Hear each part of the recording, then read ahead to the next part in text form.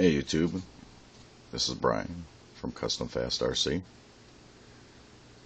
This is the third video on my Rustler build. Let's get right to it here. If you can remember last time, we worked on attaching these Jato arms to a Rustler / Bandit type bulkhead. Was a different setup, but we were able to take care of that in the last video, video number 2. Got rid of the slop and made these fit. Went ahead and got a Rustler A-arm just to show you the difference, comparison side by side. There is quite a bit of difference. I've been talking about stability this whole time. There's a couple guys out there that did this modification, and they really liked the way it turned out. Made their cars handle a little bit better. They had both set up, so they should know.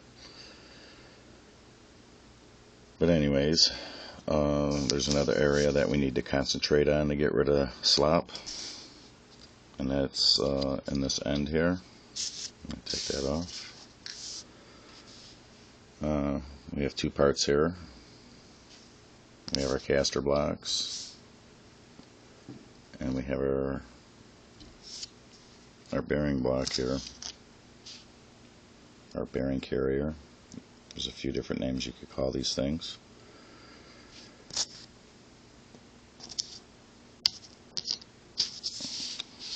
Okay, this is just for demonstration. This is a plastic one. It looks almost identical to the aluminum. For some reason, the aluminums even have more slop than the plastic ones. So if you have the aluminums, we're definitely going to want to do these upgrades. Okay, first things first. What you want to do is we're going to have to open up that hole here. If you look and see what I got inside there, that pin looks a lot bigger than what normally goes in here. And then the normal Rustler A-arm, the pin that goes in the normal Rustler A-arm is that one right there. If you had these apart, it should look familiar to you guys.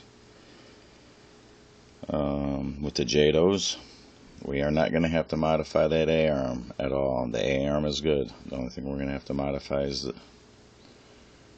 our caster right there. But what goes inside there to hold that on is that pin right there. Looks a whole lot different, and it is a little bit thicker than that one right there. So we have to drill that hole out bigger. What you want to do is get yourself a brand new 1/8" drill bit. Go to your closest home improvement store and you should be able to get one.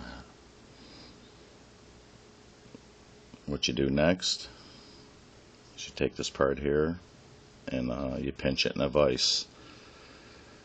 You probably could get away with it, but I don't recommend it. Holding this with your hand and drilling that hole bigger, definitely not a good idea.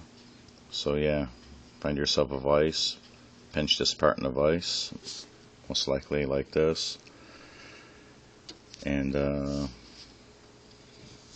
run that brand new 1/8" drill bit right through there. You want to take it easy, try to make sure you're as straight as possible, and you'll end up with good results. If you want to go a little bit deeper and get more of a precision hole, something that's a little bit tighter, something that's a little bit more precision, you could drill and ream it. I can't go through that procedure with you. Just to give you an idea what it looks like, this is a reamer. What this does is it gives you a very nice, clean, straight hole if done properly. If you want to learn how to drill and ream a hole, go to good old YouTube and search drill and ream a hole.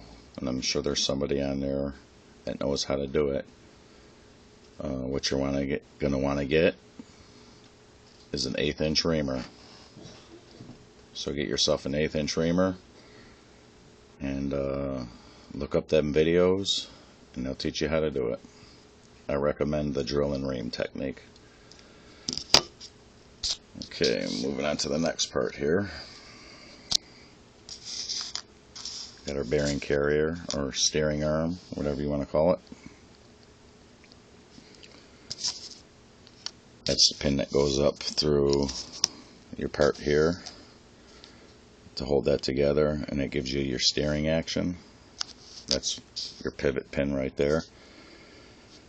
Unfortunately, there is all kind of slop in that hole. There's some guys out there wrapping that pin with Teflon tape. I guess it works pretty good. But if you're looking for something a little bit more reliable, a little bit more sturdy, something that'll last longer, I come up with a technique to tighten that hole up. With the plastic, you could probably do it, but I know for sure with the aluminum you could do it. I've done it with mine, and we are tight.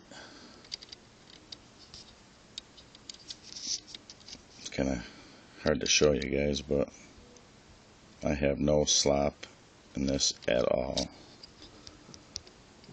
None. I'm wiggling back and forth on this. Alright, back to this. What you want to do is close that hole up on the aluminum one. So what you're going to do is get yourself a punch. You want to get a punch that has a cone shape on the end, like that. There you go. And all you're going to do is set this flat like this with the hole sticking up. For best results, guys, use a metal bench. Don't use a coffee table. Put your punch, put your punch over that hole right there. Stabilize the bearing carrier with the other hand. And go ahead and get a hammer and tap the end of that punch a couple times. What that's going to do is it's going to drive that punch into that hole, mushrooming the end a little bit, making that hole tighter. Flip it over. Same thing. Put your punch in there. I got it. Put your punch in there. Hold the bearing carrier with the other hand. And give it a tap. And that will close up your hole. If you go to put this pin in here and for some reason it doesn't go, you shrunk the hole up a little bit too much, that's okay. Go ahead and hold that pin like times with a hammer on the end of that pin, and it will force its way in there, but that's okay. You almost want that type of situation. Because if you get a little bit tighter of a fit, you have zero slop. So don't freak out. You just don't want to go too much. After time, that will wear itself in. It will be a little bit tight at first. That's okay. Like I say, it will wear itself in.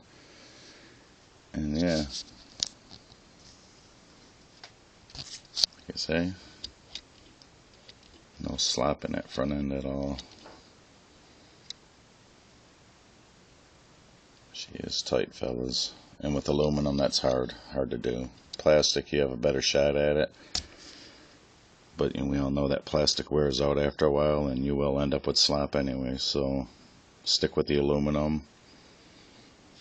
Make your hole down here an 1/8 inch big. Shrink these holes up here, which is one hole going through, but on each side. Give it a tap with that punch on each side, and should eliminate your slop. I got my 17mm adapters here. I've always had problems with the center screw wanting to come loose a little bit here and there, even with using Loctite. If you want to, drill and tap a hole here, and drill and tap a hole here. Stick yourself a couple set screws in there. You'll pinch your shaft here, and you'll hold it on here, and that'll give you 3 points of contact to hold that adapter on. Just something to try. It's up to you. Another thing you're going to have to do if you want to use the Jato A-arms is, depending on how big of a diameter your shocks are, you may have to move your shock towers back. It can be done, but you can't go too much because it will hit your steering arms underneath here.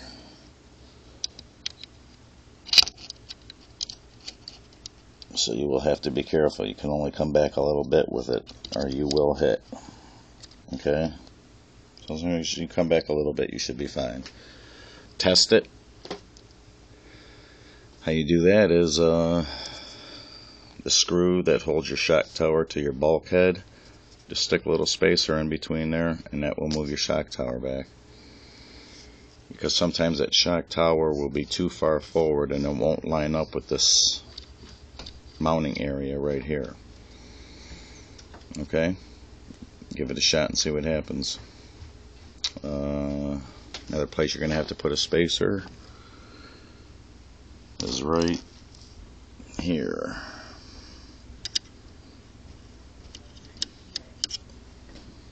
The reason you need a spacer there is because if you don't, your support arm will hit your shock. Okay. Like I say, guys, this is all custom. You're going to have to play around. You're going to have to move things around. It's going to get frustrating. Just be patient. Do not give up. Get on YouTube. There's a lot of people out there that are very smart. They've probably been through what you're going through. So before you give up, YouTube is an awesome tool. A lot of smart people out there. And as always, if you guys got any questions, please hit me up. I'll do the best I can to help you out. I believe in this Jato A-arm update.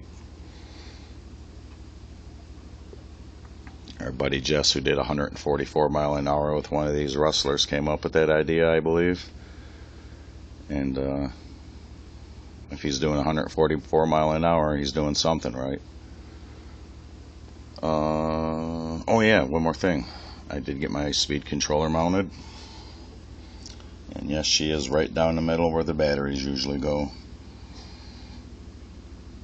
We're going to be putting the batteries on the sides instead of in the middle. I'm going to put a battery here. And put a battery here. I don't want nobody copying that either. That's mine. Just kidding. But anyways, we still got a long way to go.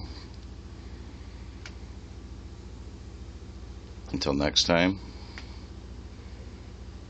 have a good evening and good night.